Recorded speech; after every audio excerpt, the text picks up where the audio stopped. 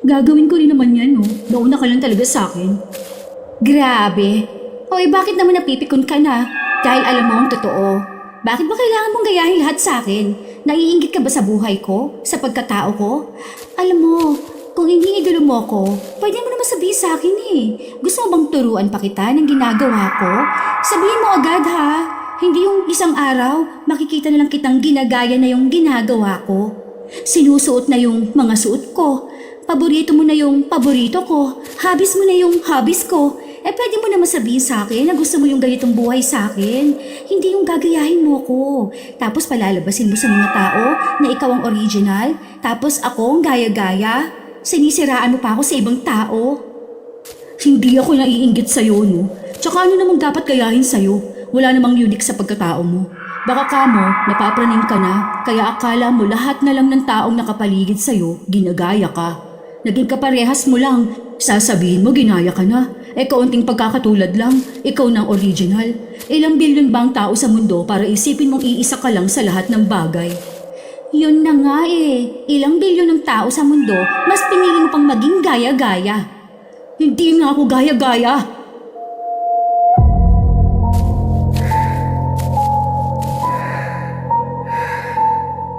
Sa dilim ng gabi, makinig ka na. Mga istorya ni Lola, telang magsisimula na. Hindi talaga maiiwasan ang taong naiinggit, lalo na kung ang taong ito ay bahagi ng pamilya na kinabibilangan mo. Ganon ang nararamdaman ni Roxanne sa kanyang bilas na napapansin niyang lahat na lang ng meron siya, dapat meron din ang isa. Ano kaya ang mangyayari kung sa sobrang inggit may lalapit na sa itim na kapangyarihan? Ano kaya ang kahahantungan ng gaya-gaya na bilas? Han, tara na. Anong oras na? Pupunta pa tayo kina mama. Alam mo naman na ayaw nun na laging late, di ba? Anong oras na oh? Baka mamaya matraffic tayo niyan. Iiwas tayo sa oras ng uwi ng mga empleyado at students. Kasi wala na namang madadaanan yan mamaya sa dami ng sasakyan. Oo na, Han. Tapos naman na ako. Pakisipar nga to. Grabe, wait lang ha. Bakit ba kasi nagpalit ka pa ng damit mo? Ang ganda na nga nung kanina eh. Bagong bili mo lang yun, di ba? Kamo, kaya nga binili mo yun para gagamitin mo sa pagpunta sa bahay. Yan, nasuot mo na yun nung nakaraan eh. Sayang naman kung hindi mo gagamitin yung binili mo. Nilaban mo na rin yan, di ba? Ayoko na, Han. Ganun din kasi yung suot ni Nanita eh. Nakita ko siya kanina. Inunahan na niya ako magsuot ng ganyan. Baka mamaya sabihin nila ako yung gumagaya sa kanya. Ganyan talaga mismo? Baka naman nagkataon lang. Kasi sale yan nung nabili mo, di ba? Saka hindi lang naman ikaw yung tao na may ganyan. Isa pa, alam mo naman mga kababaihan, minsan magkakapareho ng taste sa damit. Yung mga katrabaho ko rin, ganyan din yung iba nilang damit. Iba lang yung design. Hindi yan sale, pero nasa Shopee kasi yan. Gulat nga ako. Paglabas ko, akala mo kambal kaming dalawa. Grabe. Tsaka sa dami ng design, ganyan pa talaga mismo sa akin. Para kasing sadya. Hindi lang naman yan yung damit ko na parehas kami. Kasi ang dami nung ginagaya niya sa akin. Ano naman, ayaw mo yon? Kami ng asawa niya kambal. Tapos kayo mukhang kambal na rin. Ang saya kaya nun. Baka isipin ng ibang tao na parang kambal lang din yung pinakasala namin. Magkahulma pa naman kayo. Tapos yung buhok nyo pareho rin. Akala ko nga nung una magpinsang kayo eh. Tapos hindi mo pala kamag-anak. Natawa nga ako, baka parehas talaga kami ng taste sa babae ng kakambal ko. Pero mas maganda ka naman, syempre. Buti sana kung totoo kaming kambal, ayos lang sa akin, no? Kaso hindi eh. Magbilas lang kaming dalawa, no? Ni hindi pa nga kami magkakilala talaga. Kasi isang taon pa lang naman siyang andito sa compound natin, di ba? Hindi nga rin kami nag-uusap ng matagal. Tapos nagugulat ako na yung gamit ko, minsan meron na rin siya. Lalo na kapag nakikita niya akong bumibili noon, bibili na rin siya. Ang pangit kayang tingnan ng ganun. Pareho pa yata kayo ng taste. O siya, tara na. Ang ganda mo rin naman sa suot mo ngayon eh. Huwag ka na magpalit ha. Late na tayo. Unang linggo pa lang noon ni Nenita malapit sa bahay ni na Roxanne, kapansin-pansin na tila ba ginagaya na niya si Roxanne. Mula sa mga damit, sa gamit, sa forma, sa kilos, at maging sa pananalita nito. Hindi lang pinapansin ni Roxanne dahil baka nagkakataon lang. Pero minsan, inaabangan na ni Nenita kung anong meron siya para mabibili na rin niya ito. Mahirap pa naman magtago sa kanila dahil nga nasa iisang lugar lang sila. Asawa ng kakambal ni Carl Jan, si Nenita. Isang araw, bumili ng pagkain sa labas si Roxanne. Siya lang kasi ang mag-isa sa bahay. Gabi pa uuwi ang asawa niya at wala pa naman silang anak, kaya hindi na siya madalas na nagluluto kapag mag-isa lang siya. Wow, grabe, sana all panay order na lang. Mukhang masarap yan ah. Oo, be. Ayoko kasi magluto eh. Buti, hindi nagagalit ang asawa mo, no? Kasi baka ang gastos mo, mawala na kayo ng ipon. Mga lalaki pa naman, minsan ayaw nila ng mga magagastos. Kasi, paano kung magkaroon na kayo ng anak? Para bang nagiging practical na lang, ganun? May work ako, ano ka ba? Naka-work from home lang talaga ako, kaya hindi halata. Kaya nga hindi ako lumalabas ng bahay, di ba? Tsaka, may ipon din naman akong sarili ko. Kahit na mag-asawa na kami, may pera naman akong bukod. Hindi ko naman inaasa sa kanyang lahat, no? Tsaka napag-uusapan namin tong ganito. Ang babaw naman na pag-awayan namin yung pag-order lang ng kaya naman sana ng budget. Oh, talaga ba? Anong work mo, be? Hindi ko alam yun, ah. Hindi rin kasi sinabi sa akin ng asawa ko. Buti ka pa may work. Sana all na lang talaga sa'yo, be. No? Ibang klase ka talaga. Content writer, be. Oh, grabe. Paano naman yan ginagawa? Madali lang yan, di ba? Buti ayos ang sahod mo dyan. Kasi ano lang yan, mag-type lang dyan. Pwede na dyan ng AI, di ba? Hindi naman siya madali. Kasi kailangan laging updated ka sa trend para makasabay sa marketing yung magiging content mo. Saka kahit na anong work, hindi naman yun madali, no? Nagmumukha lang yung madali kasi parang madali lang ginagawa ng isang tao. Oh, pasok mo naman ako dyan. Paano mo naman nalaman yung ganyan work? Kailangan talaga writer ka dyan? Hindi naman. Kasi hindi naman ako writer noon. Kaso naging content creator ako eh. Kaya nung tinuruan ako, di nakuha ko kagad kung paano yun. Tsaka hindi kasi kami hiring. Hanap ka na lang sa Facebook, meron doon. Ah, sige kakain pa ako. Pati trabaho ni Roxanne, kinaiinggitan ang kanyang bilas, kaya naghanap din ito ng kagaya niyang trabaho. Pero hindi ito nakukuha. Hindi niya kaya kung paano yung ginagawa. Kaya naiinis si Nenita. Hindi na lang siya nakigaya ng trabaho, kaya ang ipinagyabang niya, hindi siya hinahayaan ng asawa niya magtrabaho dahil ayaw na napapagod siya. Sa ganong paraan, lumalabas na mas mabuti ang asawa niya kaysa sa asawa ni Roxanne. Isang gabi, nasa loob lang ng bahay si Roxanne, kaya nung umuwi na ang asawa niya, nakapag-usap ulit silang dalawa. Kakaiba naman yung si Nenita. Oh, bakit? Ano na naman nangyari? Ewan ko sa kanya. Kasi chinichismis niya sa iba na hindi mo ako kayang buhayin. Wala pa nga raw tayong anak. May mga paninira siyang sinasabi tungkol sa'yo. Kasi nga may work din ako. Isa pa, hindi naman to sa pilitan na trabaho eh. Mas malaki pang ang sahod mo kaysa sa sahod ng asawa niya. Naiinis ako. Ayoko sa lahat yung naiinggit yung tao tapos kapag hindi siya nakalamang o nakagaya, maninira na lang siya. Kaya malayo ang loob ko sa kanya eh. Hindi gaya ng asawa ng ate mo. Kahit na tomboy yun, maayos naman yung makitungo sa tao. Hindi na iinggit. Kasi ramdam mo talaga sa aura ng isang tao kapag mabigat eh. Kapag ang gusto lang may malaman tungkol sa'yo para may magagaya rin siya. Na-stress na naman ang asawa ko. Sino ba naman kasi hindi may stress sa kanya?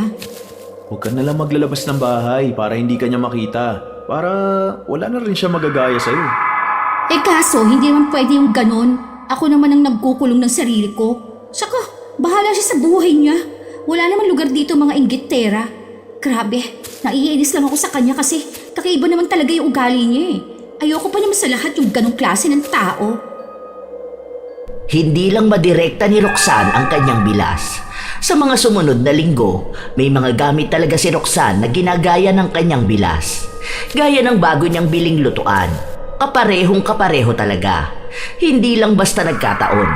Basta kung anong binibili niya, yun din mismo ang bibilin ni Nenita. Hindi tuloy alam kung dahil ba walang alam si Nenita sa mga bagay-bagay o sadyang gusto siyang asarin. Gaya na lang isang araw, bumili si Nenita ng kwintas. Saan mo naman nabili yan? Oh, bakit? Bibili ka rin ba? Hindi, kasi meron na ako niyan eh. Ito oh, pero itong sa akin, bigay ito ng lolo ko. Oh, ito namang sa akin, hindi ko naman ito binili. Bigay ito ng lolo ng lolo ko. Mula pa sa mga ninuno nila. Naiwan ko lang to sa amin tapos pinadala lang dito. Hindi talaga to na order. Para namang hindi. Gawa yan sa plastic eh. Iba naman itsura nitong sakin. O baka ang iyo, no? Anting-anting kaya ito ng pamilya namin. Matagal na kami may ganito, no? Tsaka, bakit naman ako gagaya sa'yo? Mas nauna nga akong magkaroon nito. Okay, sige. Sabi mo eh. Aalis ka? Oo, may date kami ng asawa ko mamaya. Ganon? Saan naman kayo lalabas? Secret. Uy, bakit secret pa? Baka kasi bigla ka sumama o kaya bigla ka naming makita doon. Gaya-gaya ka pa naman. Bakit? Bawal ba kami mag-date ng asawa ko? Kayo lang ba ng asawa mong pwede? Pwede naman yun. Basta wag lang sa lugar kung saan kami pupunta. Ang daming kainan at pasyalan ha. Wag naman pati yun, gagayahin mo pa. Kaya, secret. Bakas ang inis sa mukha ni Nenita matapos na sabihin yon ng kanyang bilas. Kaya ang tinanong na lang ni Nenita ay ang kanyang asawa at sinabi niya rin sa asawa na lumabas din sila para apat silang maging masaya ng araw na yon. Si Carl Jan naman, nung kausap ng kanyang kakambal, pumayag naman. Dahil maayos naman silang dalawa, hindi lang ang mga asawa nila. Iniisip nila na baka sa paraan na yon, maging maayos ang magbilas. Kaya ginaya ni Nenita ang kulay ng suot ni Roxanne, maging ang ayos ng buhok nito. Kaya hindi na makangiti si Roxanne. Naiinis din siya sa asawa niya kung bakit ito pumayag na kumain sila sa labas. Alam mo, iisipin talaga ng mga hindi nakakilala sa atin. Magkakambal kayong dalawa. Parehas pa talaga kayo ng kulay ng damit at ng ayos ng buhok. Pati yung yung nasa mata nyo, ang galing. Parang kami pa ng kambal ko, hindi mo kang kambal eh. Nakakatuwa ba yun? May nakakatuwa sa ganito? Sana hindi na lang pala tayo lumabas. Andiyan pa naman yung kakilala ko. Nasa lubong pa natin. Kapag nakita niya to, baka pagtawanan pa ako. Bakit naman ang init ng ulo ng asawa ko na yan? Saka bakit ka naman pagtatawanan? Hindi naman pangit yung suot nyo. Ang ganda mo nga eh. Oy, ayaw niya yatang kasama kami eh. Kaya sabi ko dito sa asawa ko, bumukod na lang kami ng table. Alam ko naman na medyo mainit ang dugo sa akin ni Roxanne. Hindi ko lang alam kung saan ang gagaling yung inis niya sa akin. Hindi na, dito na lang. Para makilala nyo rin ang isa't isa. Para kayong lagi nagkakainitan eh. Kahit na hindi pa naman kayo nagkakakilala. Ganyan yata talaga mga babae. Buong pananatili nila roon, hindi umiimik si Roxanne. Ayaw niyang makipagkwentuhan dahil baka may makopya na naman sa kanya ang bilas. Ang daming tinatanong sa kanya ni Nenita na akala ni Carl Jan pamamaraan lang para nga maging maayos silang dalawa. Pero hindi kumikibo si Roxanne. Parang ang gusto na niyang tumayo at umalis. Pinagtitinginan din kasi sila ng mga tao. Ayaw niya pa namang may kapareha siyang ayos o suot sa isang lugar na pupuntahan niya. Depende na lang kung pumayag siyang maging kaparehas. Hanggang sa umuwi sila, doon niya lang kinausap ang asawa niya. Naiinis pa nga siya dahil sa nangyari. Alam mo naman na ayaw kong kasama yon, di ba? Sinabi ko nang hindi ko bet ang energy niya. Ano ba yan? Pinagpipilitan mo pa kanina na kilalanin namin ang isa't isa. Ano naman mangyayari kapag kinilala namin ang isa't isa, ha? May magbabago ba? Wala naman, di ba? Kokopyahin niya lang kung anong maririnig niya sa akin. Ang bigat ng energy ng babae na yun. Ano ba yung sinasabi mong energy? Ano yan, Meralco? Ano ba kayo mga babae, mga transformer? Nakakatuwa ka na yan, ha? Yan na yung biro mo kahit na naiinis na ako? Oo na, sorry na, huwag ka na magalit sa akin. Hindi ko naman alam na seryoso na ayaw mo talaga sa kanya eh. Saka, wala akong alam dyan sa energy na sinasabi mo. Mabigat ang energy niya kasi nga inggitera siya. Grabe, kinagaya niya ako. Hindi sa magandang paraan kasi gusto niyang agawin kung anong meron ako. Kung anong buhay yung meron ako. Hindi totoo yung mga iniisip mong ganyan ha. Tigilan mo na kasi yung panonood at pagbabasa sa mga astrologist na yan. Ewan ko kung yan ba ang tawag sa pinagsasabi mo. Hindi yan totoo. Gawa-gawa lang yan. Kaya hindi ako naniniwala sa mga zodiac sign na yan. Baka naman nagiging praning ka lang kasi pareho kayo ng hilig. Sige na, sorry na kung ano nagawa ko kanina. Hindi ko na lang uulitin. Kahit na anong iwas ni Roxanne, tila ba hindi siya nakakaligtas sa kanyang bilas. Minsan kasing nag-post si Roxanne ng kanyang litrato. Maya-maya pa, nakita niyang ganun din ang post ng kanyang bilas. Parehas ang anggulo ng litrato at magkatunog maging ang post. Kaya binura na lang ni Roxanne ang kanya. Isang beses pa, habang nasa labas si Roxanne at nagpapaaraw, napansin ng bilas niya ang pares ng pantulog na meron siya. Grabe, ang ganda naman yan. Saan mo yan nabili? Ganyan ba ang mga pantulog mo? Parang ang gaan yan suotin ha. Parang ang sarap ng tulog mo. Wow, sana all na lang talaga. Hindi kumibo si Roxanne, pero nakita niyang naghahanap na ang kanyang bilas ng kagaya ng meron siya. Nakatingin kasi ito sa cellphone niya. Nananahimik lang muna si Nenita, pero mukhang tinitingnan na niya kung paano tumayo si Roxanne. Inaalam niya kung ano pang pwede niyang gayahin. Ayaw na lang kumibo ni Roxanne dahil masyado pang maaga para mainis siya. Grabe, mura lang pala niyan. Ganyan din yung mga gamit ko eh. Hindi ko lang nadala rito kasi iniwan ko doon sa isa naming bahay. Kako, sa susunod na lang ako magdadala kapag umuwi na kami doon ni Carson. Busy pa kasi asawa ko kaya hindi niya pa ako masasamahan eh. Pwede ba? Huwag mong kopyahin ko anong meron sa akin. Tingnan mo nga, pati ayos ang buhok mo ngayon gaya na sa akin. Baka naman kapag nagpakalbo ko, bigla ka na rin magpakalbo. Paawat ka naman, be. Wala ka bang sariling pagkakakilanlan, ha? Grabe, hindi na ba uso sa'yo yung ganon? Ako? Ginagaya ka? Ha? Saan naman banda? Anong akala mo na ingit ako sa'yo? Grabe. Isa pa, wala namang kagaya-gaya sa'yo, no? Lahat ng nakikita mo sa akin, ako to mismo. Baka ikaw ang gumagaya sa akin. Kasi ikaw lang naman yung nakakapansin ng ganito. Hindi ba? Hindi mo ako ginagaya sa lagay na yan, ha? Talaga ba? As in? Kasi sa pagkakaalala ko, noong dumating ka rito, hindi ka naman ganyan. Tapos ang ginawa mo, kada may suot ako, hahanapin mo. Pati shade na lipstick ko, inaalam mo. O anong tingin mo doon? Pagiging unique? Uy, grabe ka. Hindi, no? Ano naman ikainggit ko sa'yo, girl? Hindi ka inggit-inggit ang anong meron ka, ha? Wala nga akong nakikita na kahit ganda man lang sa'yo. Hindi nga kayo bagay ng asawa mo, no? Ay, talaga ba? Kaya pala meron ka ng damit na bagong bili ko lang. Nakita mo siguro sa sampayan kaya bumili ka ng iyo. Tapos sinuot at ginamit mo na agad para kapag ginamit ko yung akin, magmumukhang ako ang gaya-gaya. Ang pangit ng attitude mo. Ay, grabe ka. Hindi kita ginagaya, no? Sana nagpatahi ka ng sarili mong damit para hindi nakikita sa social media. Akala mo naman ikaw lang may ganong suot at may ganong damit? Alam mo na trending ibang damit na suot ko. Malamang yan sa Shopee or sa TikTok ka lang din naman bumili. Diba? Oh, bakit ngayon pati pananalita ako ginagaya mo na? Ang trying hard mo naman. Ganito pala kapag iniidolo ka, lahat ng kilos mo gagayahin. Oh, ganito talaga ako magsalita. Ikaw ang nag-iiba ng tono ng pananalita. Sinasabay mo sa akin. Kahit ay tanong mo pa sa mga kapitbahay natin, malalaman nilang ikaw ang nag-iba. Kasi ikaw yung gumaya sa akin. Inggit yarn. Ay, grabe. Para namang hindi ganyan.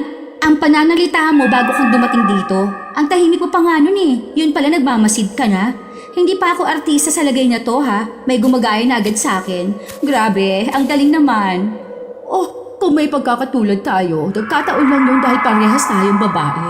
Grabe ha, hindi ako maiinggit sa simpleng babae na gaya mo, no? Simple lang pala ha. Sa dami na nakakahulubilo ko, may mga gumagaya namang style ko. Pero natutuwa pa ako sa kanila kasi inaamin nila na gusto niya yung paraan ng pananamit ko.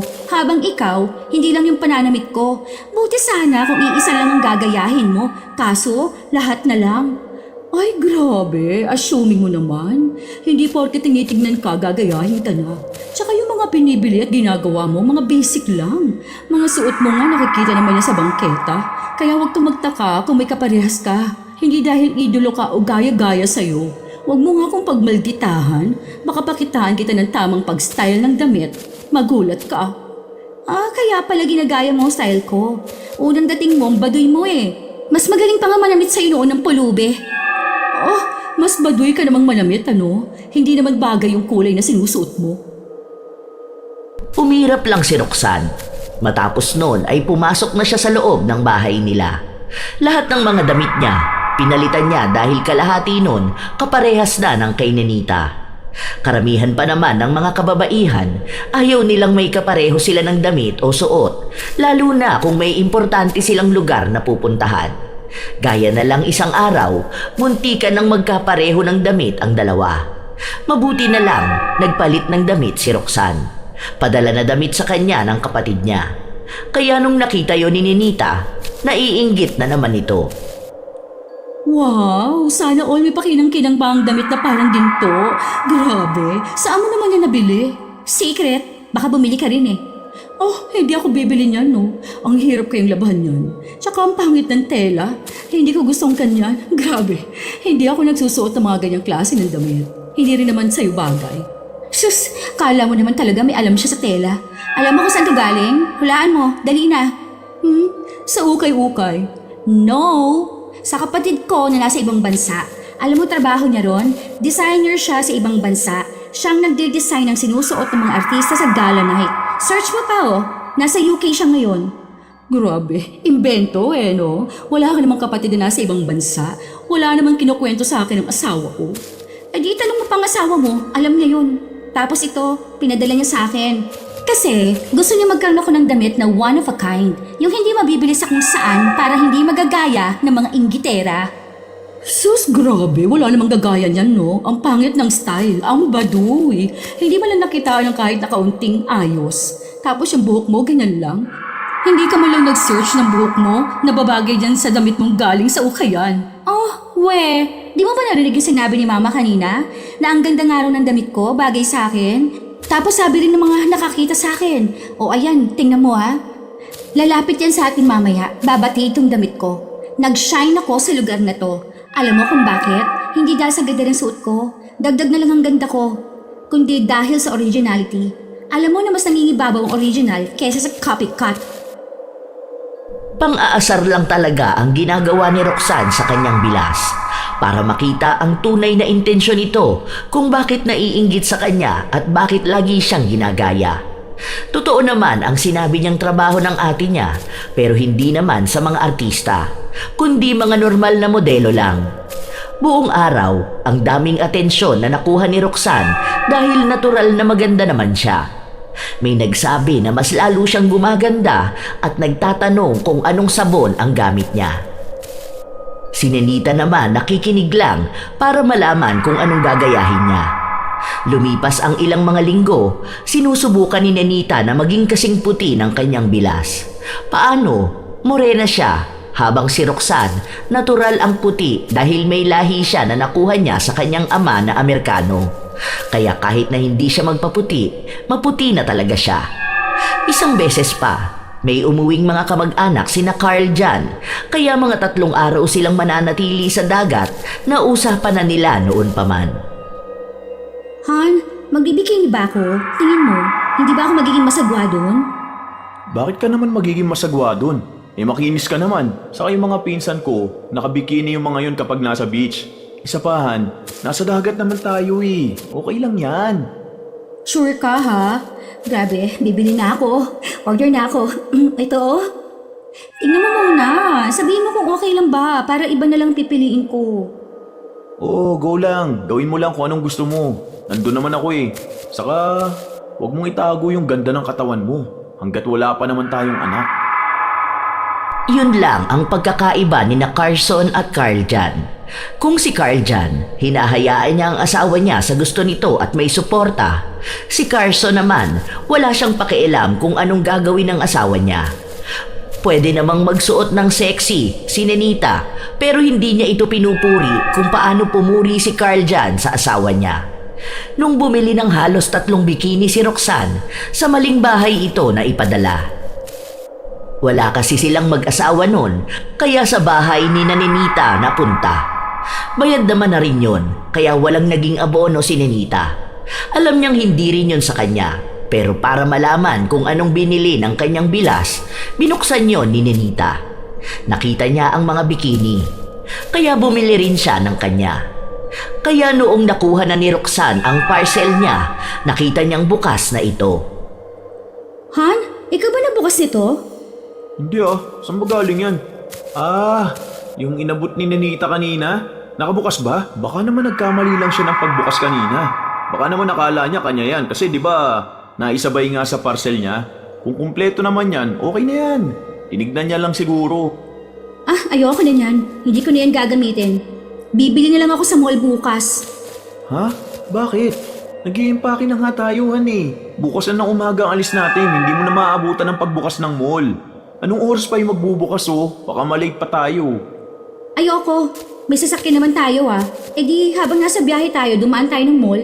Ano naman kung late tayo makarating sa resort? Hindi ko gagamitin yung bikini na yan. Dahil malamang niya, naghanap na si Nyanita ng kaparehas niyang sa akin. Ayoko may katulad ako, no? Alam mo naman nagagaya na naman yun sa akin eh. Kakaiba pa naman yung babae na yun.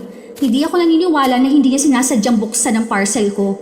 Alam ko na binuksan niya yon para silipin ang laman. Para kung sakali, ganun din ang bibilhin niya. Sus, alam ko ng galawan ng gaya-gaya na yun. Kaso, sasabay si Nita sa atin bukas eh. Yun na yung naging usapan. Ganon din yun eh. Makikita ka rin niyang bibili. Eh baka mamaya bumili siya, ayaw mo na naman. Ano na lang gagawin natin nun? O bakit yung sasakyan nila? Kaya nga sila may solo na sasakyan para yun ang gamitin nila kapag aalis sila. Alam nga naman na tayo na lang mag-adjust sa kanila, no? Para nga sana isahan na lang. Kaya mo na, bikini lang naman yan eh. Kami nga mga lalaki kapag nakakita kami ng katulad namin ng suot, ayos lang. Kahit pasuotin mo kami ng pasuotin ng iisang outfit, wala namang problema. Nakakatuwa pa nga eh. Ano bang issue nun sa inyo mga babae? Sa inyo yun. Tsaka hindi nyo naman intensyon na magsuot ng kaparehas eh. Sa kanya intensyon niyang gayahin ako. Hindi na lang ako sasama kapag ganyan. Sige na, mag-impake ka na lang ng mga gamit mo. Sabihin mo na lang masama ang pakiramdam ko kaya hindi ako nakasama. Mas gusto ko bang maiwan na lang dito sa bahay mag-isa. Kesa yung nasa labas ako, tapos yung damit ko, katulad lang ng inggitera kong bilas. Maarte na ako maarte. Ayoko nung gagayahin ako, no? Tapos lalabas na parang ako pa ang gaya-gaya. Sige na nga, ngayon na lang tayo bumili. Anong oras pa lang naman eh. Mamaya pang 9 PM ang sarado ng mall. Ewan ko ba sa mga kababaihan? Ang laking issue kapag may kapareho. Gusto lagi naiiba sila. Nung nakaraan nga nakita ko 3 kayo ng mga kaibigan mo, iisa lang bikini nyo. Iba naman kasi yun. Mga kaibigan ko yun. Kapag sila ayos lang sa akin na kaparehas ko. Kasi nasa usapan na namin yun. Hindi naman yung dala ng inggit nila tapos kopyahin ako. Wala akong kaibigan na gaya ni Nita. Kaya nga ayoko rin mapalapit sa kanya, no? Mga agaw ng identity yun eh. Kaya gets ko bakit wala siyang friends. Ang gulo naman ng mga babae. Lahat na lang kailangan komplikado. Oo na, sige na, tara na. Kung hindi mo lang ako tinatakot na hindi ka sasama eh. Ganito ba talaga ang mga babae? Ang hihirap intindihin? Kayo-kayo lang din minsan nagtatalo eh, kahit normal na bagay lang naman sana. At nung maliligo na sila, hindi nga nagkamali si Roxanne sa hinala niya. Suot ni Nenita ang kaparehas ng isang bikini na binili niya online. Mabilis lang din kasi yon maipadala, lalo na kung gugustuhin ni Nenita. Sa kabilang bayan lang kasi ang nagbebenta. Pwede niya yung dayuhin, makuha lang ang gusto niya. Kaya nung lumabas na si Roxanne, iba ang klase ng bikini na suot niya. Para tuloy silang nagkukumpetensya sa isang patimpalak ng pagandahan ng katawan. Para kayo may bikini open ah. Sakto sa yung kulay, Han. Ang puti mo talaga kapag yellow ang suot mo. Ang ganda. Sobrang ganda naman talaga ng asawa ko oh. Pang Miss Universe na to eh, sobrang ganda. Oh, bakit ganyan yung bikini mo? Hindi ka nagtupis? Hindi yung kung ano lang ang suot mo? Yung ganito sa akin? Hindi. Sa susunod na yon, ito na lang muna. Tsaka bagong bili lang kasi namin kagabi. Mas gusto ko to, ang ganda ng style. Wala nitong gaano nabibili sa labas so alam kong hindi ako makakasalubong ng taong kaparehas ko.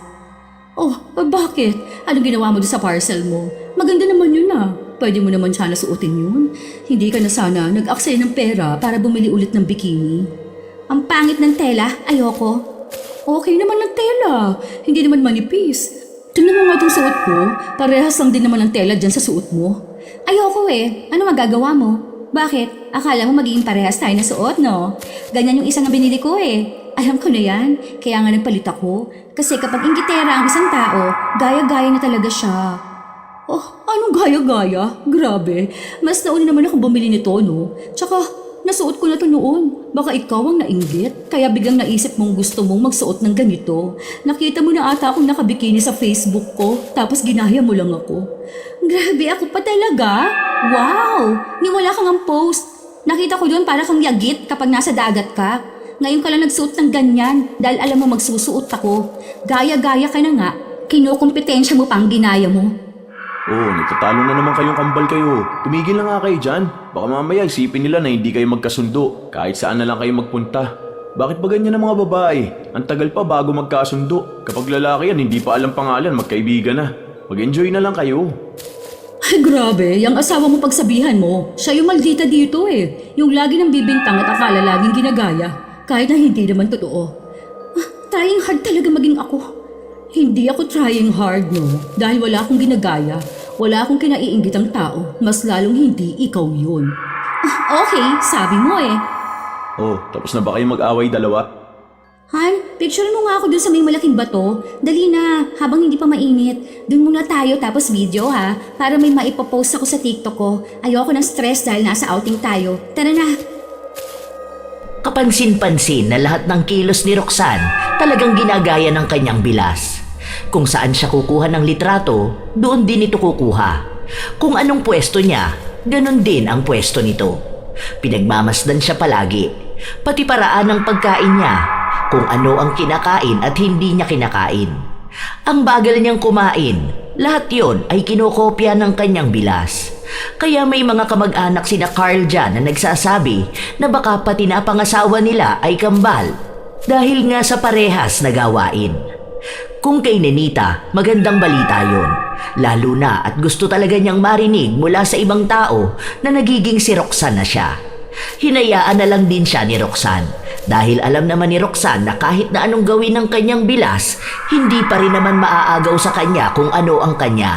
Kahit nagayahin pa lahat ng meron siya. Ilang araw silang nanatili roon.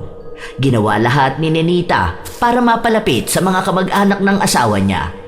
Ginagaya niya ang paraan ng pakikipag-usap ni Roxanne. Isang umaga, maagang nagising si Roxanne. Kumakain na sila ng asawa niya sa tabing dagat. Nakita yon ni Nenita, kaya inaya niya rin ang asawa niya. Good morning guys! Ang sweet nyo naman. Grabe, kami rin ang asawa ko dito kami kakain eh. Ang ganda ng sunrise, no? Oo nga. Saka hilig na talaga namin to ni Roxanne eh. Sa totoo lang, dito lang talaga kami sa dagat nagkakilala. I mean, hindi sa resort na to pero dagat ang first meet namin.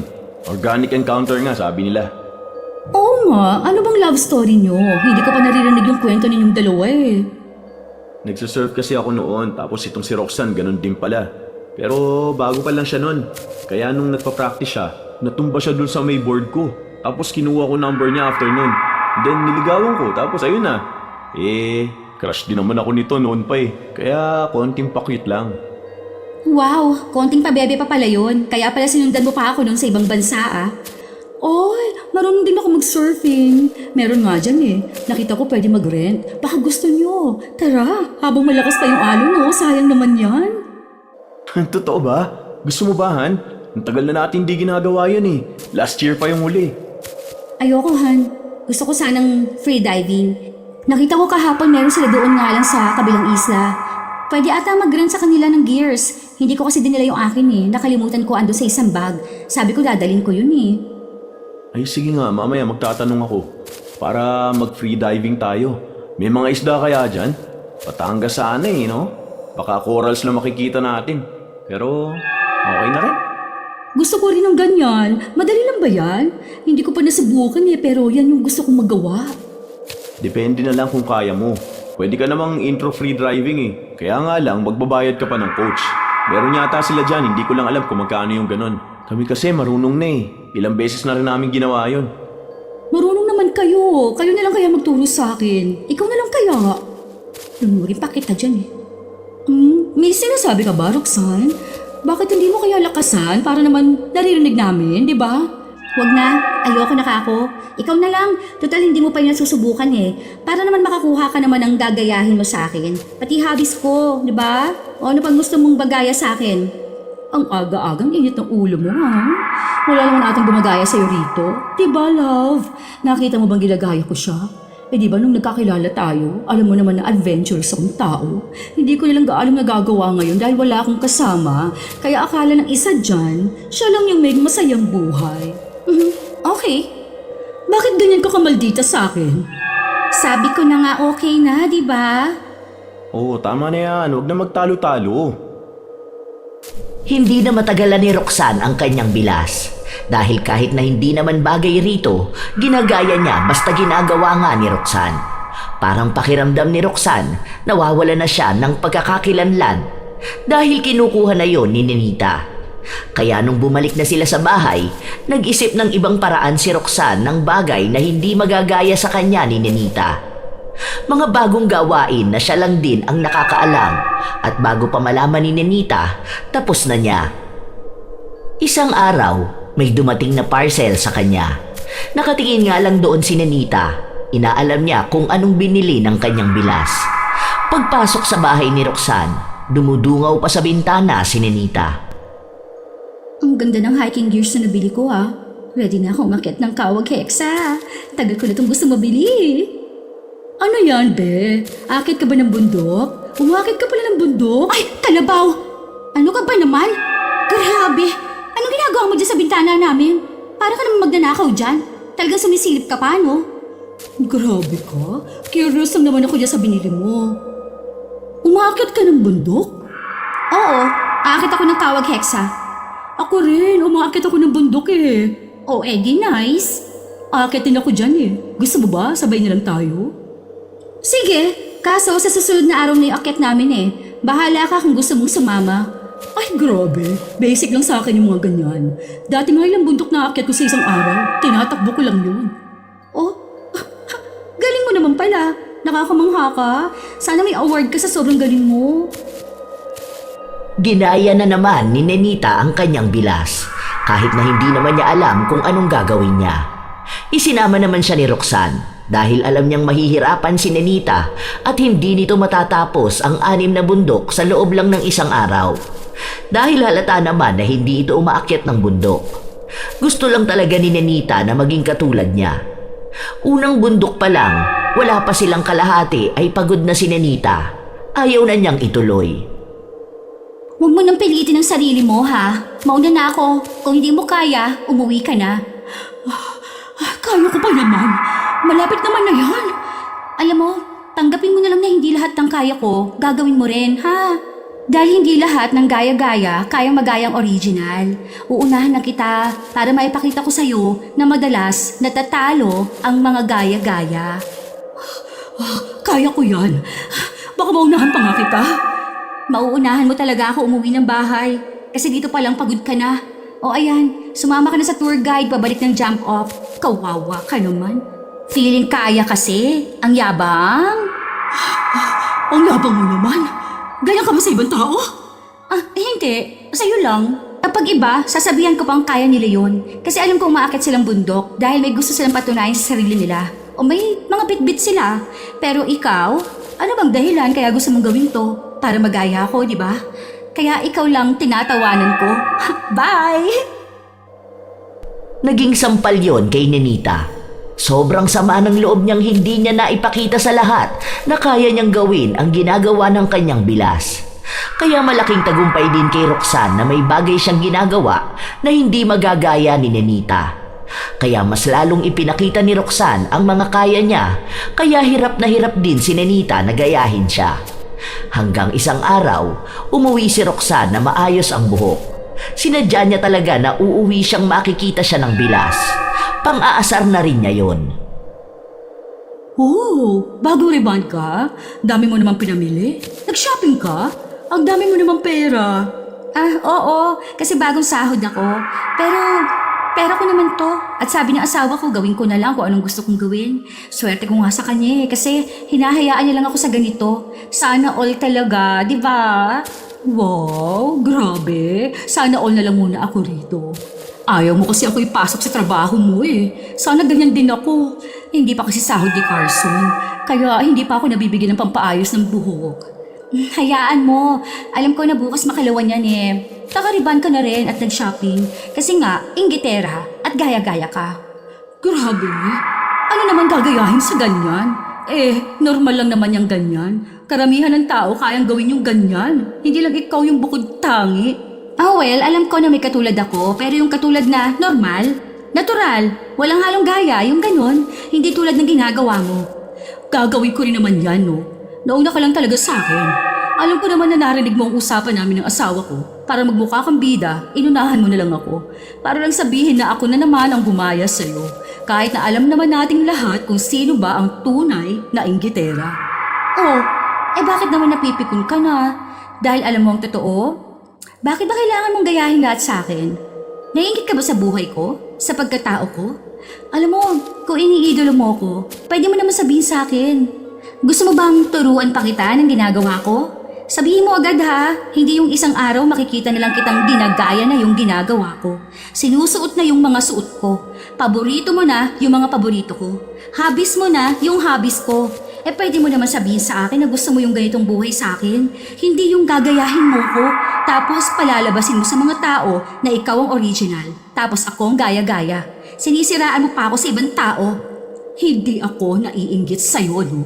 Tsaka, ano namang dapat gayahin sa'yo? Wala namang unique sa pagkatao mo. Baka kamo napapraning ka na, kaya akala mo lahat na lang ng taong nakapaligid sa'yo, ginagaya ka. Naging kaparehas mo lang, sasabihin mo ginaya ka na. Kaunting pagkakatulad lang, ikaw na ang original.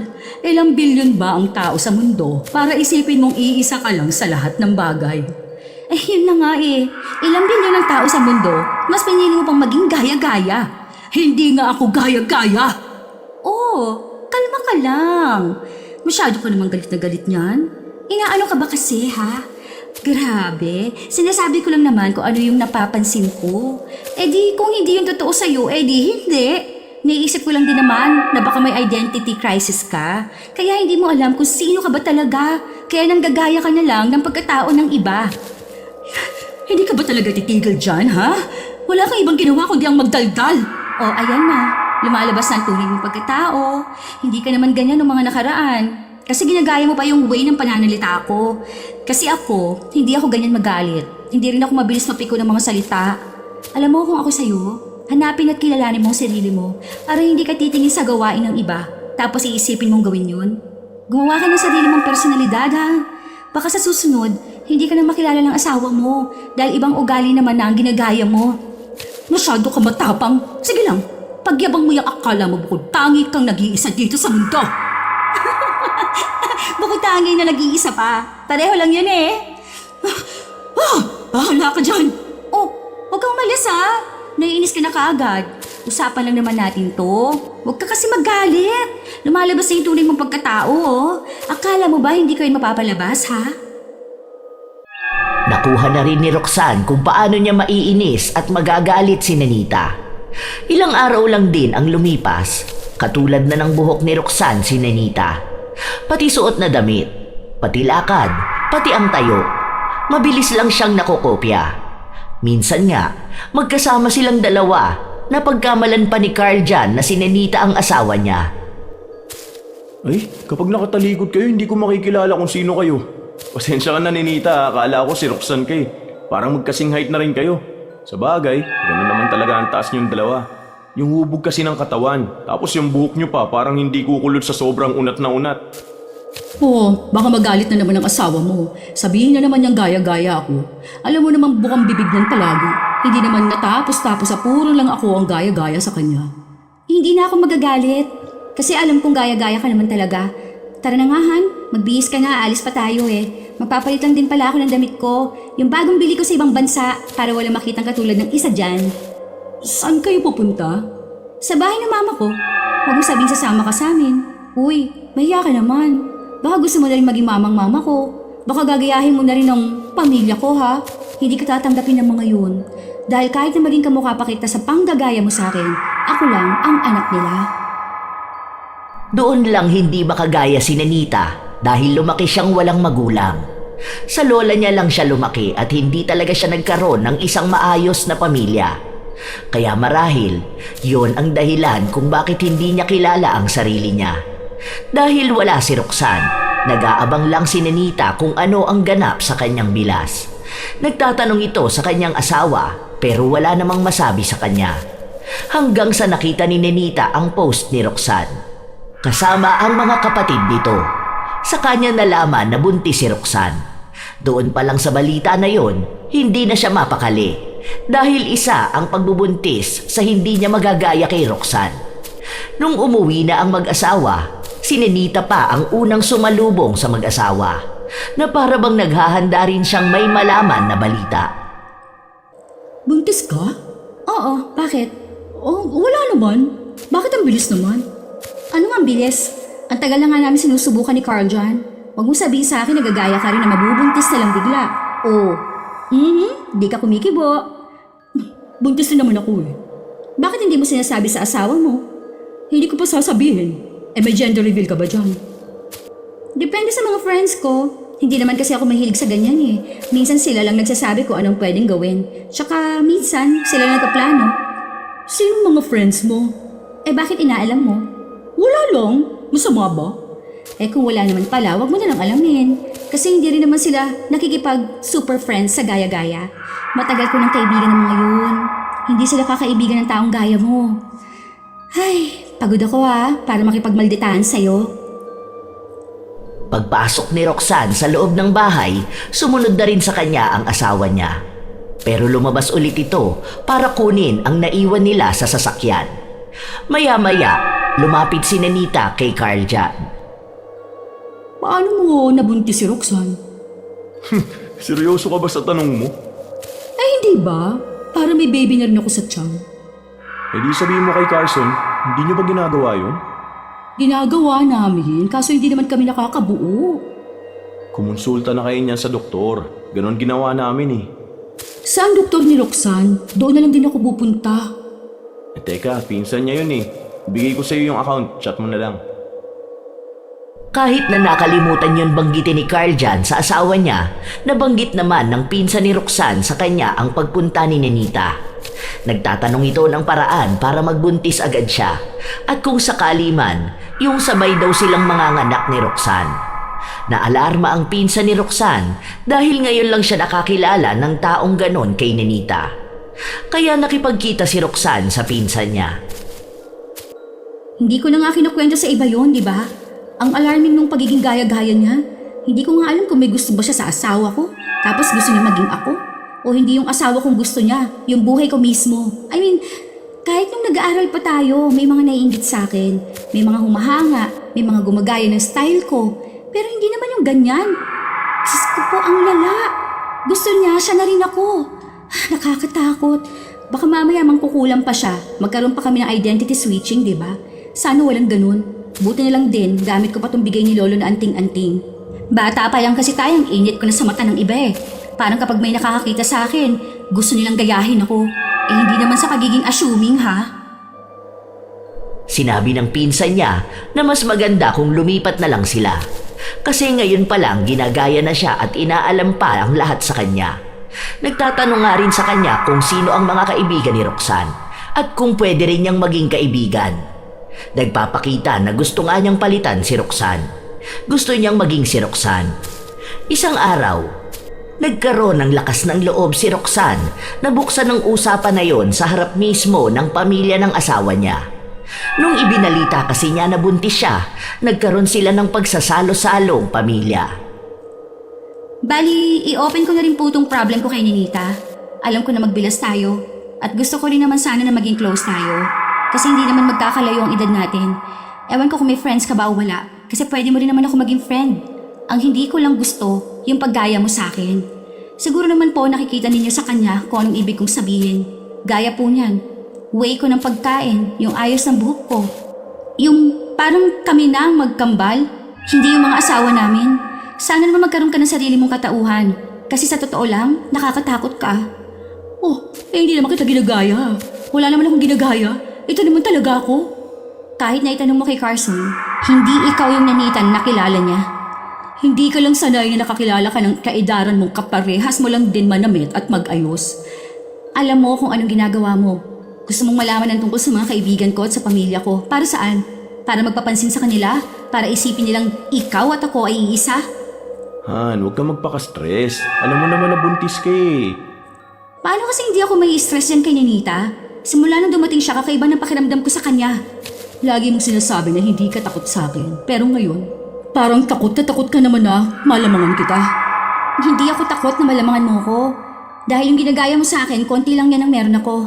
Wala ka pang alam sa ibang alam at kaya kong gawin. Alam mo kung anong nakakatakot sa'yo? Yung pagkatao mong hindi mo pinapakita sa iba. Parang hindi ko alam kung mangkukulam ka ba na gustong gumawa ng ritual para lang makuha yung buhay na meron ako. Grabe, ganyan ata napapala ng mga assuming na tao. Basta ang alam ko, wala akong ginagaya. Ito ako, hindi rin ako mga agaw ng buhay ng iba. Naging mas matapang na si Ninita at hindi alam ni Roxanne kung saan ba yun nanggagaling. Ilang linggo ang lumipas, laging hindi mapakali si Roxanne. Lalo na kapag naririnig niya ang boses ni Ninita. Para kasi siyang nananalamin. Parang naging dagdag pa sa problema niya ang pagbubuntis niya. Hindi niya alam kung nasisiraan na ba siya ng bait dahil parang walang naniniwala sa kanya. Minsan pa, madaling araw na noon, hindi pa rin siya natutulog. Nakaupo lang siya at nakatitig sa salamin. Kaya nung makita siya ng asawa niya, nagulat pa ito sa kanya. Han, ayos ka lang ba? Kinabahan naman ako sa'yo. Akala ko nananaginip na ako ng horror. Anong kailangan mo? Anong gusto mo? Gusto ko nang umalis dito, Han. Umalis? Pwede bang lumipat na tayo ng bahay? Bakit naman yan ang naisip mo? Pagod ka lang siguro ngayon, Han. Ganyan talaga kapag buntis eh. Ayoko na kasi makasama si Ninita sa iisang lugar. Baka naman pwedeng lumipat na tayo. Feeling ko kapag naririnig kong boses niya, o kaya nakikita ko siya para akong mababaliw. Sige na, Han. Alis na tayo rito. Sayang naman tong bahay na pamana sa atin ni Mama. Binigay na nga to para sa atin tapos aalis lang din tayo agad. Kaya naman natin bumili ng ibang bahay eh. Sige na, ayoko na rito talaga. Kung ayaw mo, sa bahay na lang tayo ni na Mama. Mag-asawa na tayo, Han. Ayoko naman na makikitira tayo sa bahay ng mga magulang mo. Kaya nga tayo nagpakasal para makabukod tayo, di ba? Bakit? Kailangan ba lagi na lang kayo magkasama ng kakambal mo? Ayoko kasi makita si Ninita, Han. Saka na lang natin pag-usapan tong ganito kapag okay ka na, ha? Matulog ka at magpahinga. Kahit na anong sabihin ni Roxanne, hindi siya pinakikinggan ng asawa. Ayaw kasi nitong malayo sa kanyang kakambal dahil yon ang ipinangako nila sa isa't isa. Wala naman sanang problema kay Roxanne kung ganun nga. Pero ang problema niya ay ang kanyang bilas. Hindi niya kinakaya ang makisama sa taong inaagawan na siya ng pagkakakilanlan at pagkatao. Hindi pa siya naiintindihan ng asawa niya dahil wala naman yung nakikitang mali. Ang nakakaintindi lang kay Roxanne ay ang mga kaibigan niya. Minsan, habang mag-isa lang si Roxanne sa bahay nila, pumasok ang bilas niya para magdala ng pagkain. Nagulat siya dahil pareho sila ng suot na damit. Kahit ang pagpapagupit ng buhok ni Roxanne, ginaya na rin ni Ninita. Nagluto ako, kumain ka na. Baka mamaya mag-order ka na naman eh. Tsaka ang sabi sa akin ng asawa mo kung pwede raw kitang antabayanan. Hindi ko kakainin yan. Ayoko niyan. Alam ko kung anong ginagawa mo. Baka mamaya may ritual pa yung pinapakain mo sa akin. Tapos ano, magkakapalit tayo ng katawan? Grabe, praning ka na talaga. Hindi ko alam kung saan mo napapanood yung ganyang pinagsasabi mo. Dala ba yan ang pagbubuntis mo? Alam ko na yan. Huwag mo ngang baliwin ang sarili mo. Ayaw mo ba nun? Nakakatuwa nga ang iba eh kapag nakikita nila tayo. Akala nila kambal din tayo. Kasi sa akin ayos lang yung ganun. Nakakatuwa nga mapuri. Kung ikaw natutuwa ka sa ganyang pwes ako, hindi. Uy, grabe, wala ka naman ng magagawa. Kasi parehas naman na tayo. Meron ako ng meron ka. Kaya kong gawin ang kaya mong gawin. Dahil gaya-gaya ka. Dahil madali kang gayahin. Hindi ka pa rin magiging ako dahil wala kang mga kaibigan na gaya ko. Wala kang pamilyang gaya ko. Paano kung maging kaibigan at pamilya ko? Ang mga kaibigan at pamilya mo, ha? Baka mas lalo kang mabaliw dyan. May halong pangaasar na si Ninita sa tuwing kakausapin niya si Roxanne. Malaki ang epekto noon kay Roxanne dahil napagkakamala na siyang baliw ng ibang tao na nakakakita sa kanya. Pinagkakalat din kasi ni Ninita na kaya ganon ang nangyayari sa kanya dahil nga pinipilit ni Roxanne na higitan si Ninita. Gusto raw kasi ni Roxanne na gayahin si Ninita kahit nakabaliktaran naman ang nangyayari. Lumipas ang ilang buwan, bumagsak ang katawan ni Roxanne kaya naging delikado na rin ang pagbubuntis niya. Hindi na siya makilala dahil iba na ang itsura niya.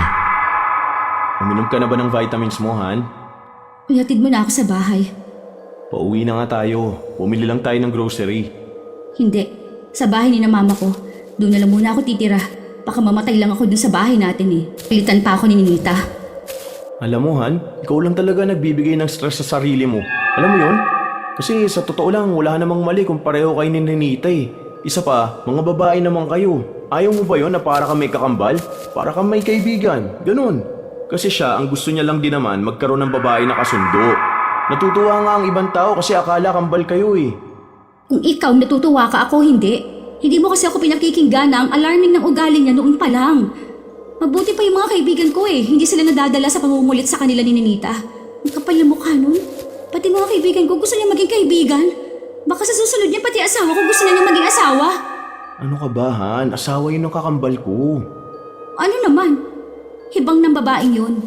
Hibang na siya na makuha ang lahat sa akin. Hindi ko alam saan ang gagaling yung inggit niya eh. Nakakatakot na siya.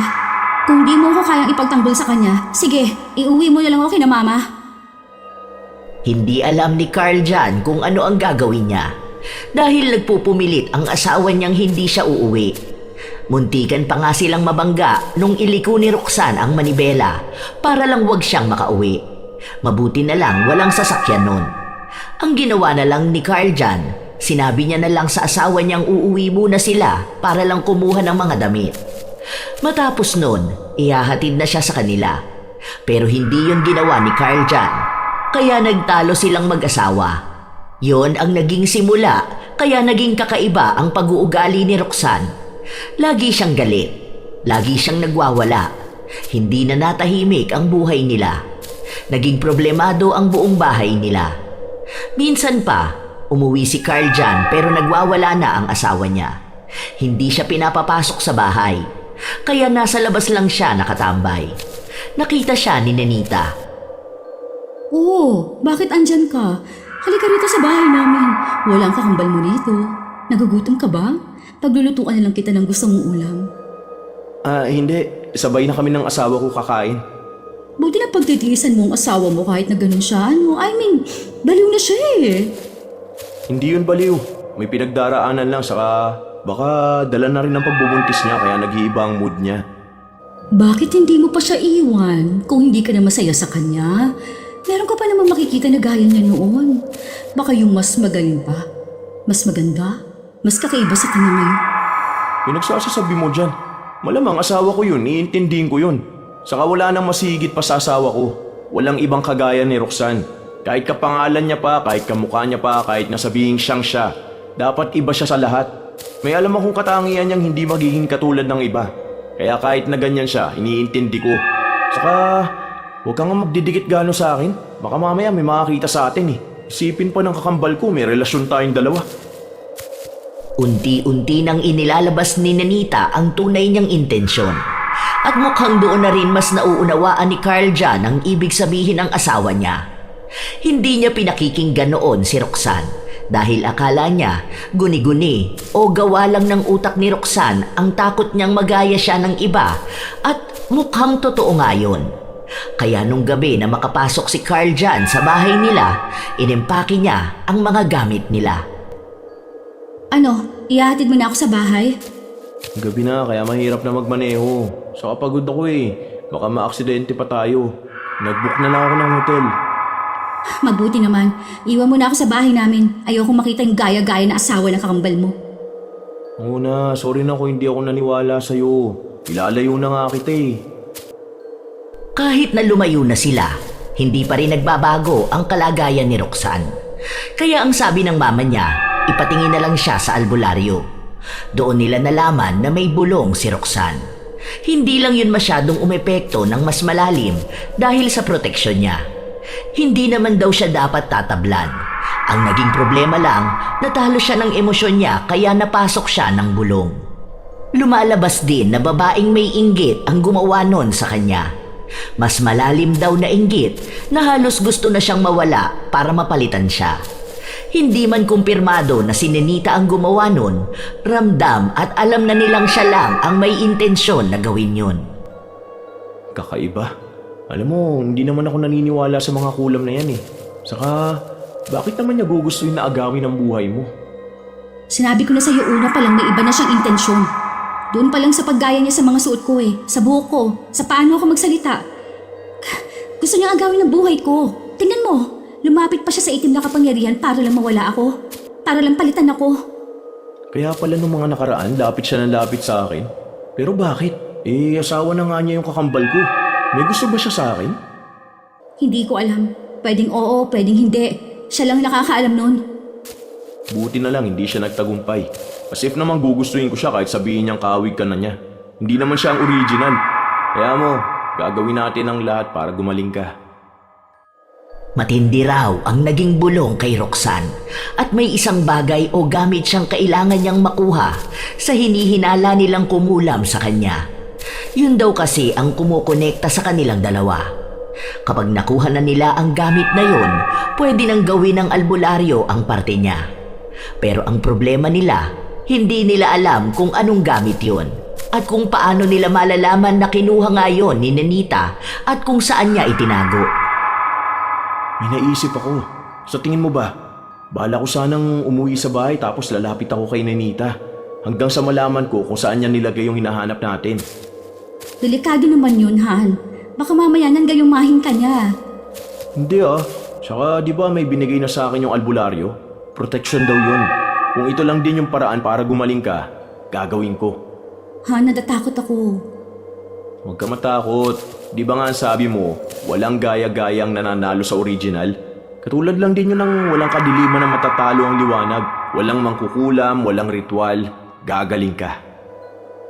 Desidido na nga si Carl dyan na gawin ang plano niya. Umuwi siya ng bahay na mag-isa. Isang linggo siya roon na kunwari palaging nag-iinom para lang makuha niya ang atensyon ni Nenita. At tama nga siya dahil tuwing wala si Carson, sa kanya ito nagpupunta o lumalapit. Gumagawa ng paraan si Nenita para makuha ang atensyon niya. Anong ginagawa mo rito? Iwan mo nga ako. Paano ka nakapasok sa bahay ko?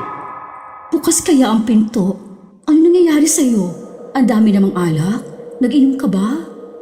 Wala ka na ron. Bakit? Ano ba nangyari sa inyo ni Roxanne? Hiwalay na kami. Totoo ba? Bakit naman? Parang hindi na siya yung Roxanne na nakilala ko eh. Mula sa ugali niya, sa itsura niya, iba na siya. Buti ka pa, ganyan ka. Parang sa'yo ko na siya nakikita eh. Ang kaso naman, asawa ka ng kakambal ko. Ano naman, di ba? Anong ano naman? I mean, asawa lang naman ako. Saka madalas kayang wala akong kakambal mo. Tsaka sa totoo lang, mas bet kaya kita kaysa sa kanya. Pinakasalan ko lang yun kasi alam kong kakambal mo siya. Medyo hawig kayo kaso hindi talaga siya yung bet ko eh. Kaya nung nalaman ko ang tipo mo sa babae, nagbago ako. Kasi alam ko na baka isang araw, mapagtanto mong maling babae ang napakasalan mo. Ano yun, magiging kabit ako? Asawa pa ng sarili kong kakambal? Okay lang yun. Sa akin, okay lang. Hindi ko alam. Naguguluhan pa ako. Bibigyan naman kita ng oras para makapag-isip. Hindi naman maghihinalahin si Carson. Para nga siyang walang pakialam sa akin eh. At sa ginagawa ko. Kaya hindi niya iisipin na ikaw ang kabit ko. Tsaka kung mahal naman natin ang isa't isa. Sadyang hindi lang talaga tayo yung itinadhana nung una. Dahil iba pala ang tipo mo sa babae. Na kung alam ko lang noon pa, naku, sana ginawa ko nang maging ganun ang ayos ko. Nag-iingat pa rin si Carl dyan dahil hindi niya alam kung nakukumbinsi niya ba si Nenita o siya ang nahuhulog sa patibong nito. Ilang araw ang lumipas, nagdadala na ng pagkain si Carl dyan kay Nenita, pero mga pagkain na sinasabi niyang paborito raw ni Roxanne. Kaya takam na takam si Nenita sa mga yon, kahit na hindi naman niya gusto. Sinasabi niyang gusto niya. Alam mo, paano kaya kung tayong dalawang una nagkakilala, no? Siguro hindi na tayo magtatago ng ganito sa kakambal ko. Hindi na tayo magtatago sa mga tao, di ba? Hindi tayo huhusgahan. Bakit kasi hindi kita nakilala noon eh? Paanong hindi? Baka kamo hindi mo maalala. Mas nauna mo pa nga akong nakilala kaysa kay Roxanne. Ngayon mo lang talaga ako napansin. Totoo ba? Grabe, oo naman. Magkaklase kaya tayo noon. College yun eh, sa isang subject lang. Pero nung high school pa ako nakikita na kita. Tropa mo yung kaklase ko noon. Bakit hindi ka nagpakilala sa akin? Nagpakilala ako noon, kaso hindi mo ako pinapansin. Ayaw mo sa akin noon kasi mukha ata akong probinsyana. Kaya inalam ko talaga kung anong tipo mo sa babae. Ganon? Buti nakita mo ulit ako. Buti nagawa mong gayahin si Roxanne. Oo, sinikap ko talaga ha. Lagi ko siyang pinapanood kasi gusto kong kapag naging ako na siya, matitipuhan mo ko. Hindi nga ako nagkamali. iniwan mo rin siya kasi ang pangit na niya, no? Ayaw mo sa mga ganong itsura ng babae. Mukhang losyang. Hindi ko alam yun ah. Hindi mo na siguro maalala kasi iba na yung mukha ko. Huwag mo na alalahanin yun. Ang mahalaga ngayon, mas maganda na ako sa asawa mo. Ang problema lang, yung kakambal ko talaga, no? Kung sakali man na mawawala ng kakambal mo, pwede na ba tayong dalawa? Anong klaseng mawawala? I mean, yung bang ano, kung sakaling maghihiwalay din kami gaya ng sa inyo ni Roxanne. Para alam mo yun, hindi na tayo mamamroblema na may iba akong asawa. Kasi sa totoo lang, hindi ko naman talaga mahal yung kakambal mo. Nagstay lang din naman ako sa kanya. Kasi nga, nandyan ka. Tsaka, ikaw naman ang gusto ko. Nagbabaka sakali lang din naman ako. Paano mo naman masasabi na mawawala? Hindi ka naman uniiwalayan. Saka, ang pangit naman kung malalaman nila na hiniwalayan mo yung kakambal ko ng dahil lang sa akin, di ba? Huwag kang mag-alala. Ako nang bahala doon. Hindi pa sinasabi ni Nenita ang plano niya, pero mukhang alam na agad ni Carl Jan ang pwedeng kahantungan ng kakambal niya. Maaaring kulamin lang din ito ni Nenita para mawala sa landas nila. Kaya isang araw, habang nasa trabaho ang magkambal, nakuha yung paraan ni Carl Jan para kausapin si Carson. Sinabi niya ang tungkol sa ginagawa ni Nenita at kung anong magiging plano nito sa mga susunod. Nung una nga, hindi naniniwala si Carson, pero nung pinarinig na mismo ni Carl Jan ang usapan nila at ang mga sinabi sa kanya ni Nenita, doon na naging kumbinsido si Carson. Humingi rin sila ng tulong para maging protektado si Carson. Hindi sila nagpapahalata para kahit na paano mapaikot nila si Nenita. Baliw na baliw pa naman si Nenita kay Carl Jan. Ano nang nangyayari, Han? Malapit na, Han. Pati si Carson tutulungan na tayo. Mas malapit siya dahil nakatira lang sila sa iisang bahay. Mas makikita niya yung hinahanap natin. Para maalis na rin natin ang halimaw na babae na yun. Di ko talaga maalala kung sino siya eh. Sabi niya kilala ko na daw siya noon. Baka siya yung ano. Alam mo yung sinasabi mo noon na baliw sa'yo? Yung nagpapadala ng malalaswa na picture niya sa'yo? Oh my God, baka siya yun. Hindi ko na maalala yun kasi binla ko yun eh. Ay, may naalala na ako. Sabi niya tropa ko yung kakilala niya. Baka siya nga yun. Ay sabi na eh. Nababalitaan ko noon na anak yun ng mangkukulam. Baka nga totoo dahil sa ginagawa niya ngayon. Grabe yung pagkabaliw ng babaeng yun. Sabi sa'yo una pa lang hindi ko na siya ramdam. Alam ko na may kakaiba sa babae na yun. Ang alarming doon sa part na unti-unti na niya akong ginagaya. Yung pala gusto niyang maging ako para lang mapalapit sa'yo. Asa naman siyang magugustuhan ko siya.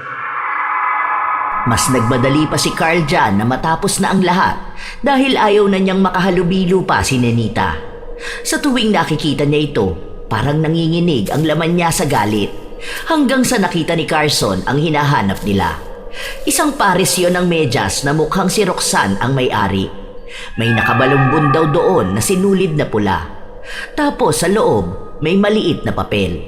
Nakasulat doon ang mga salita at letra na hindi naman maintindihan.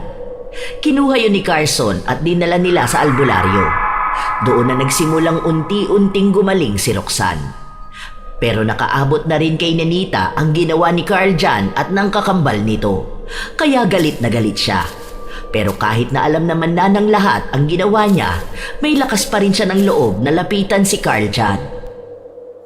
Hiniwalayan na ako ng kakambal mo. Ang sabi niya magpapakalayo-layo na siya. Tara, magsama na tayong dalawa.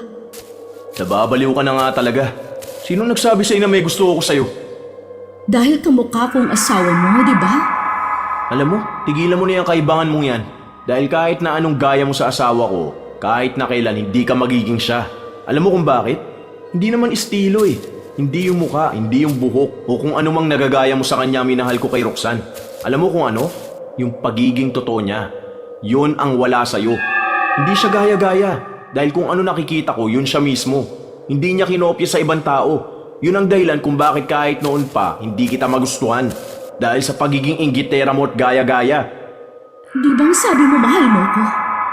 Ganyan ka na ba talaga kadesperada, ha? Pasensya ka na, ha? Pero wala kang puwang sa buhay ko. Hinabol-habol ni Nenita si Carl Jan pero hindi niya ito makuha.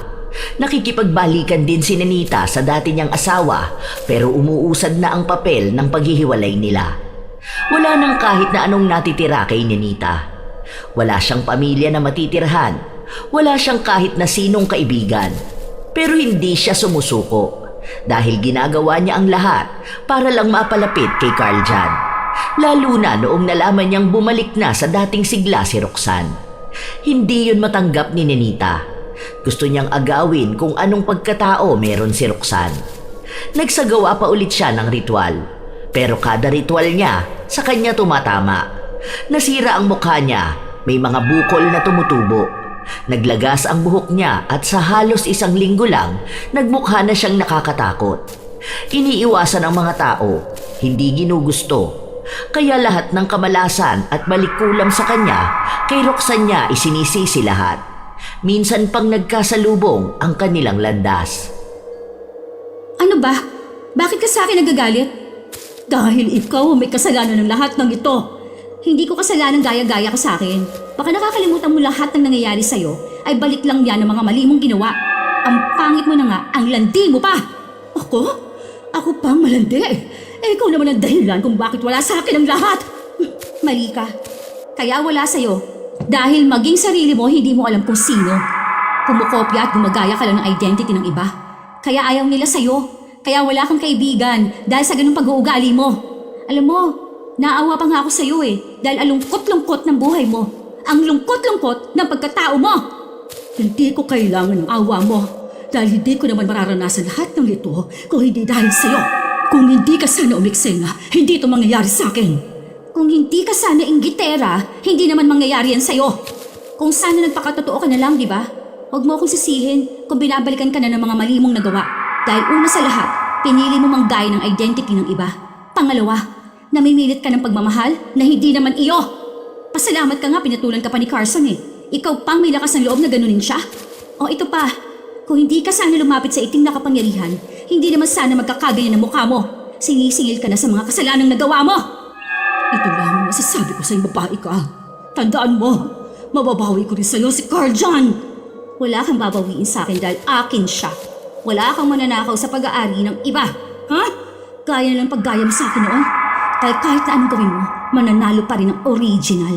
Sabi ko nga sa'yo, hindi mapapansin ng taong nanggagaya lang. Mas mapapansin pa rin ang tunay kaysa peke. Yun na rin ang huling beses na nagkita sila.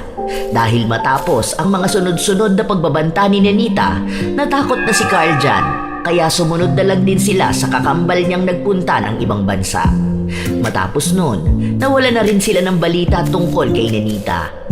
Ang huling nalaman na lang nila ay naging pag-alagala ito at nabaliw na.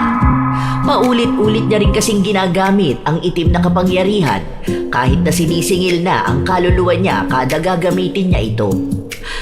Isa ang pag-alis nila ng bansa para maging payapa ang kanilang buhay. Nawala na ang takot at naging malaya na ulit si Roxanne na magpakatotoo sa kanyang sarili. Nang hindi siya natatakot na may isang taong gagaya sa kanya at magnanakaw ng kanyang pagkatao. Minsan talaga, may mga taong nanggagaya ng pagkatao ng iba. Hindi lang sa pananamit o sa simpleng hilig, kundi pati sa paraan ng pagsasalita, galaw at pati na rin sa kung paano nila dalhin ang sarili nila sa harap ng ibang tao. Sa una, parang wala lang. Akala mo nagkataon lang o baka pareho lang talaga kayo ng hilig. Pero madali naman mapansin kung hindi na normal ang nangyayari. Dahil madalas, sinasadya na.